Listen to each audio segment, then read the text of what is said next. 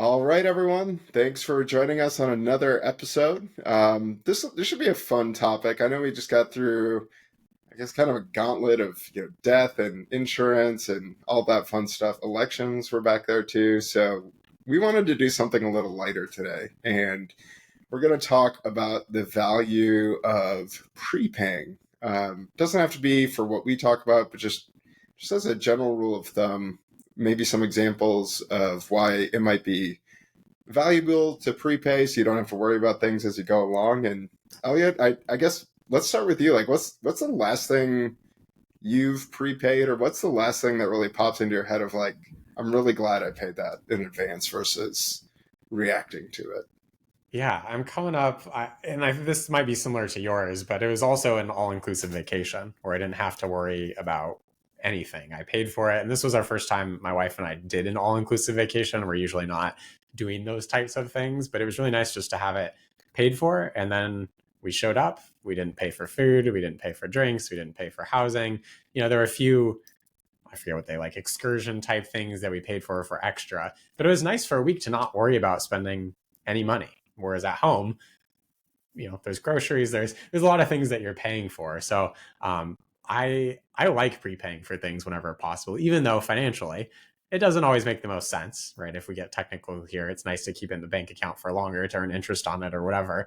But there's good research that shows uh, that if you prepay for something, there's the anticipation of looking forward to whatever you've prepaid for. And then there's the relief or just the enjoyment of not having to pay while you do it. So there's actual science that backs this up. We're not just talking about something wild today and something we've Yeah, made up. There's actual research that goes behind this. yeah, that is interesting. I'm curious to. I know you took your big excursion last year, right? Your big long Yeah, yeah. trip halfway across the world. What did you prepay on that one, or like what didn't you pay for before you went?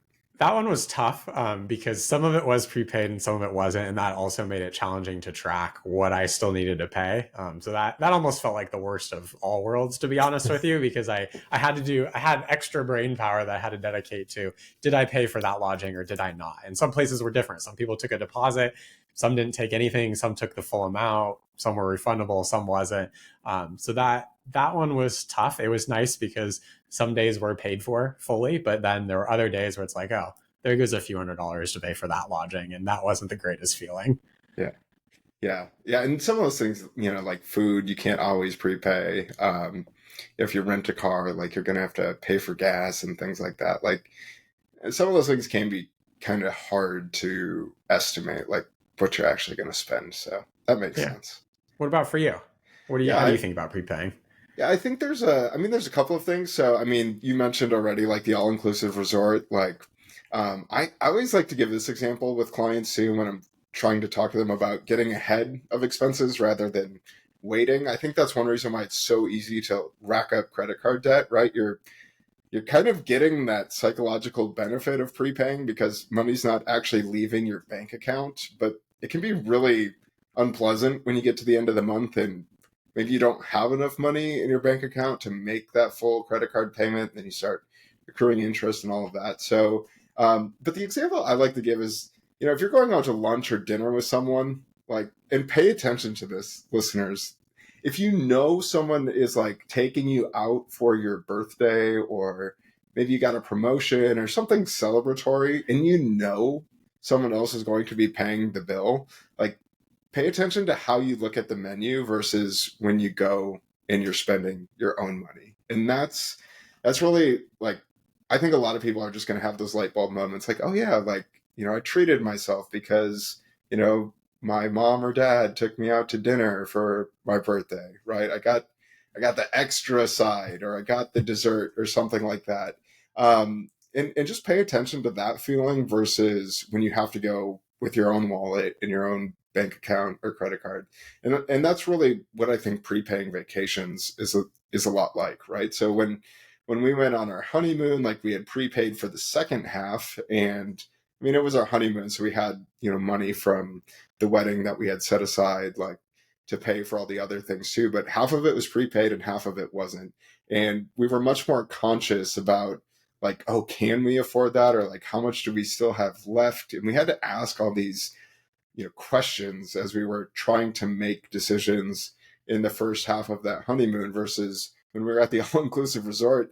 Like the waiters were practically encouraging us, like, oh, like you already paid for everything, so you might as well try a little bit of everything. Or, Yep. if you don't like it, you don't have to pay for it. So go for it.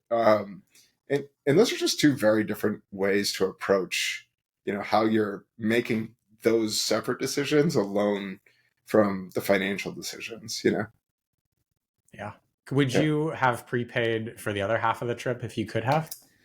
I think so. I think that, especially when you're going on your honeymoon, like you just want to enjoy it and make it a memory. Like you don't want to think about like, oh, like, how much money am I putting on my credit card? Like, I guess not everyone probably thinks about those things, but certainly as a financial planner, predisposed to that.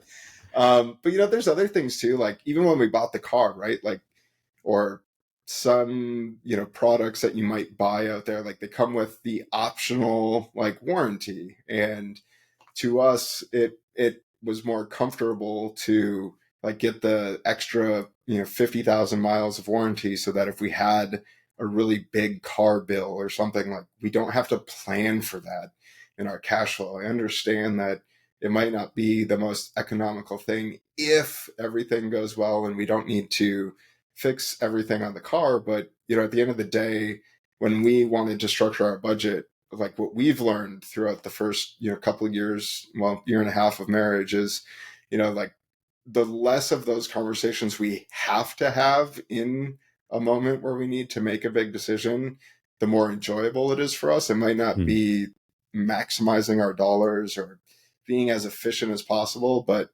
efficiency takes a lot of time, attention, and energy. And, you know, sometimes you just don't want to have to deal with that. Yeah. That is a really good point, in that sometimes it doesn't have to make the most sense economically or from a money perspective. It's just that peace of mind, right?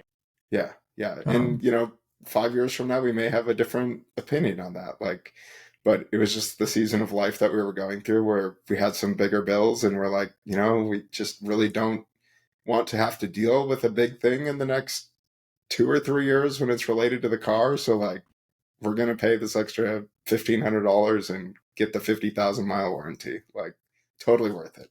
Yeah, I understand. I'm going through going through moving in right now, and there's certainly stuff that we could do over time to the house, but I'd rather just get a lot of it done with and not have to worry about it, to not have those ongoing conversations.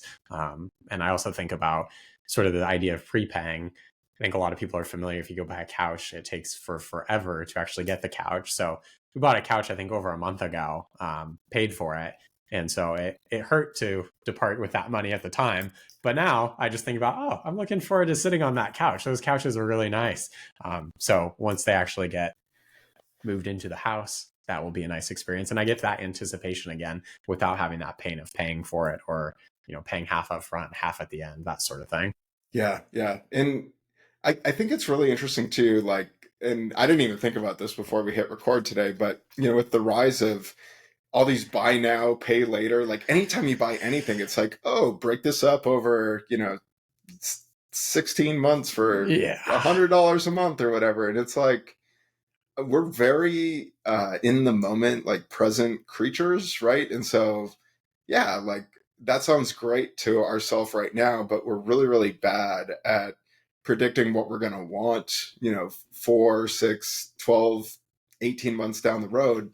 And one thing I've seen with a couple of my clients is, they get into that where it's like, oh, it's just $100. Like, and then they do that 4 or 5 times over the course of, a period of time. And then they're like, how am I going to like go do this next thing that I want to do? And it can be really constricting, and it's hard, right? To, especially as you have more and more of these payments stack up, it's hard to get ahead of them. It's hard to knock them down. And then you feel, that you're restricted, which is the worst place that most people feel. Yeah. Anytime that you're doing one of those, you're taking away from your future self and the options and the freedom and the flexibility that you have. So that's prepaying is the opposite of that. Once you're done with that, you have Yeah. more freedom and flexibility later. Yeah. So what are some examples, Elliot, of like things you don't think are worth prepaying? Like, I, Yeah, so I think any type of extreme, maybe extreme's not a good word, and I have house on the brain, but a lot of house type stuff like repairs, I think a lot of places take deposit, but paying the full amount up front. There's very little incentive then for someone to do a great job or to finish on a certain timetable or do that sort of thing. And there's great people out there that do good work where you might have to pay up front, but I also think right now, like I had to put a 50% deposit down for a fence. That was pretty painful when they can't come out for like a month or a month and a half. Um, and it was just to secure the spot. So I don't love that. That's just the cost of doing business. But I think, if I had to prepay for an entire fence and no one was coming out for like 6 weeks, that doesn't feel great. yeah, yeah. I think any situation, where you like, where there's some work being done, like it can be almost to your disadvantage, right? To prepay for that fully because, like you said, they just might not have the incentive to do good work, or if something does go wrong, like then you have to wait for them to like figure out like what that adjustment is and write you a check and put it in the mail. And I think it also like it gives you some skin in the game too, to like make sure that after the work is done, right, like you're probably going to go poke around at the fence a little bit to like make sure it's stable and everything's functioning properly before you write that check, versus like just having it all done and the contractor's gone and you can't get a hold of them, and then you have to wait another 6 months to like get it fixed or something like that. So I would agree with that 100%. Yeah. What comes to mind for you? Yeah, I think for me, like in the context of what we do, some things, especially when you're younger and just getting started, and maybe you don't have like a fully stocked emergency fund, or you're just getting started. I think sometimes like a lot of people get lured into paying 6 months ahead for their car insurance, or paying for a whole year of life insurance or disability insurance or something like that, where it's like, yeah, the savings are great if you can get them, but at the end of the day, like it might just make more sense for you to have like stable monthly payments so you know what your budget is, versus like trying to, like you said with your trip, right? Like this mental gymnastics of like, well, what have I already prepaid? Like, oh, I'm doing really great. Like I'm saving all this money, so I'm going to spend a little extra or book that vacation. And then like the next month you get slammed with like $2,000 of, car insurance and life insurance all in the same month. Like finding how to stabilize that within your budget and just having that routine can be much more valuable, in my opinion, than, a 5% discount. Like sure, 5% is great, but is it worth having to spend time to track all that stuff? Like the answer may vary depending on who you are as a person. But those are some of the things where it's like, don't feel guilty if you can't prepay some of those bigger things. That's a perfect example, Matt. And you bringing up like it depends on the person, because I'm team let's pay annually, let's get that discount, let's get it done with. But I know there are plenty of people out here who prefer to pay monthly. So that is a great example of the differences in who you are as a person wanting to get that done.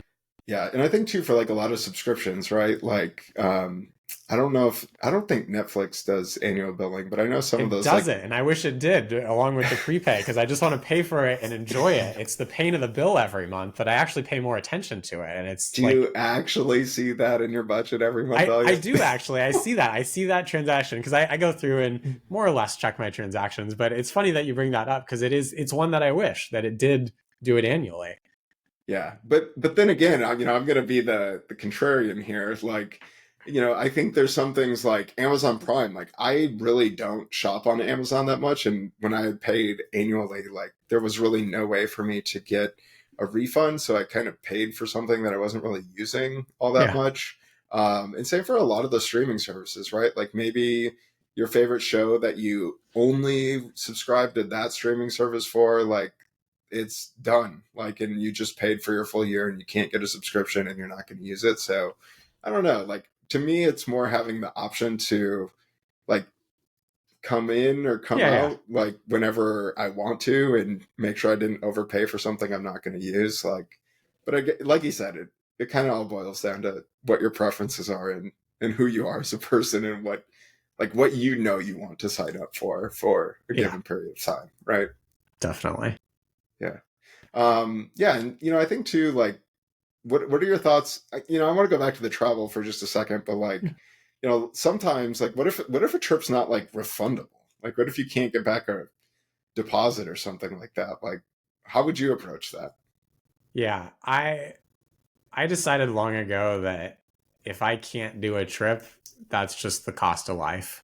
That I don't make too many things refundable. I'll do sort of the main tickets on airplanes and that sort of thing, so I can adjust them, do that sort of thing. But I'm not usually buying refundable tickets. The only time I ever did that was for my wedding, when we were literally arriving the day before, and there was connections and tight connections and that sort of thing, that we bought 2 plane tickets just to make sure that we had options. But outside of that, I tend to not do refundable tickets uh, for travel and that sort of thing. And there's trip insurance if you want it. I keep some for just medical reasons, but it's not, I don't have a lot of coverage for if a trip got canceled or I couldn't make it, that sort of thing. It's just, that's something that I'm willing to accept. And that's a risk in life that I've mentally come and thought about.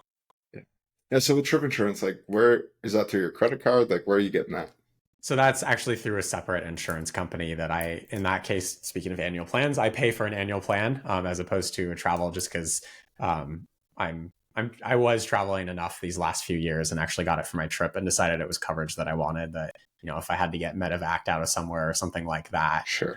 it's a pretty low cost relative to what that could cost. And I'm pretty risk adverse when it comes to those sort of things. So, um, yeah, Yeah. No, that's fair. It was just a yeah, question because I was looking at hotels for a conference this fall, and it was like $40 extra per night to have a refundable room, and I'm like, I don't.